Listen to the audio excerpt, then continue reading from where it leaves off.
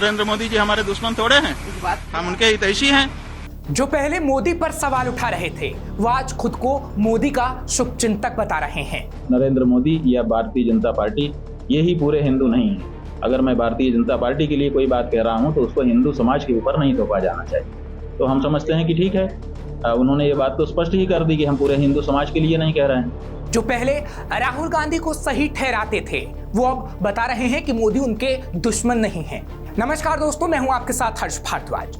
अब तस्वीर कुछ बदली सी है। सबसे पहले इन तस्वीरों को देखिए जिनमें पीएम मोदी शंकराचार्य के पैर छूकर आशीर्वाद ले रहे हैं। पीएम मोदी और शंकराचार्य की ये तस्वीरें इस वक्त खूब सुर्खियों में हैं। दरअसल साल के शुरुआत में जब राम मंदिर में रामलला की प्राण प्रतिष्ठा होनी थी तो उस वक्त शंकराचार्य ने पीएम मोदी की खूब आलोचना की थी, जिसके बाद अब पीएम मोदी का इस तरीके से आशीर्वाद लेना लोगों में चर्चा का विषय बना हुआ है।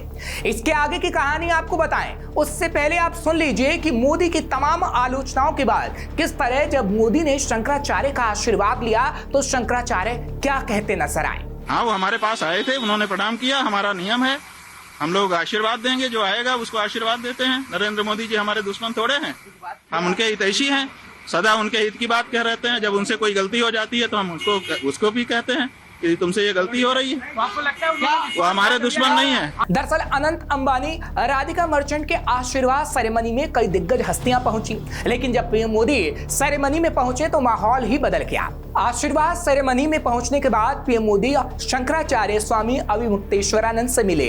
जब पीएम मोदी उनसे मिलने पहुंचे तो पीएम ने उनके पैर छूकर उनका आशीर्वाद लिया, जिसके बाद शंकराचार्य ने पीएम मोदी को आशीर्वाद देते हुए एक रुद्राक्ष की माला पीएम मोदी को पहना दी। उसके बाद से ही पीएम मोदी का यह वीडियो सोशल मीडिया पर खूब शेयर किया जा रहा है। इस वीडियो के चर्चा में आने पर शंकराचार्य स्वामी अविमुक्तेश्वरानंद ने भी अपनी प्रतिक्रिया दी है। उन्होंने कहा कि पीएम मोदी मेरे पास आए थे, उन्होंने मुझे प्रणाम किया। ये हमारा नियम है कि जो भी हमारे पास आएगा हम उसे अपना आशीर्वाद देंगे।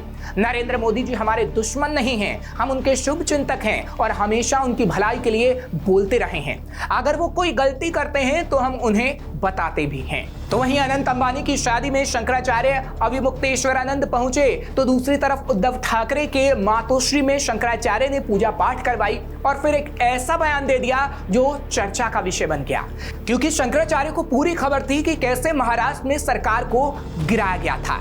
शंकराचार्य का कहना है कि उद्धव ठाकरे के साथ विश्वासघात हिंदू समाज पर आघात था। उसके बाद शंकराचार्य ने शपथ ली कि जब तक उद्धव ठाकरे मुख्यमंत्री नहीं बन जाते तब तक उनकी पीड़ा बनी रहेगी। शंकराचार्य ने बताया कि सबसे बड़ा घात विश्वासघात होता है। उन्होंने कहा कि जो विश्वासघात करे वह हिंदू नहीं हो सकता। उद्धव ठाकरे जी हैं, इनके साथ विश्वासघात हुआ है और इसी बात की पीड़ा बहुत सारे लोगों के मन में है।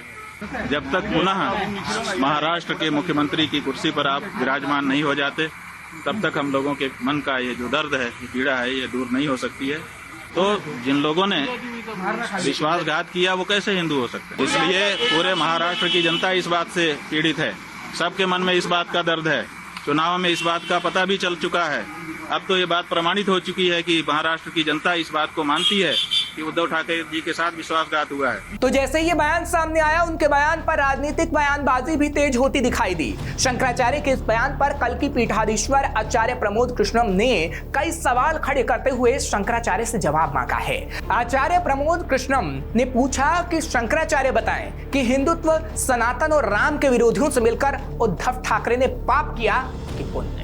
पूज्यपाद शंकराचार्य जी को जरूर बताना चाहिए कि जिन्होंने छत्रपति शिवाजी महाराज की विचारधारा के साथ विश्वासघात किया है उस पर क्या कहा जाएगा।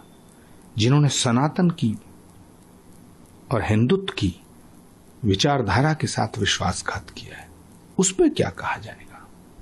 जिन्होंने वीर सावरकर की विचारधारा के साथ विश्वासघात किया है उस पर क्या कहा जाएगा। तो शंकराचार्य जी को इस पर प्रकाश डालना चाहिए। जिन्होंने भारत माता के साथ विश्वासघात किया हो उस पर क्या कहा जाए। जिन्होंने वंदे मातरम के साथ विश्वासघात किया हो उस पर क्या कहा जाए, उसको क्या कहा जाए, पाप या पुण्य।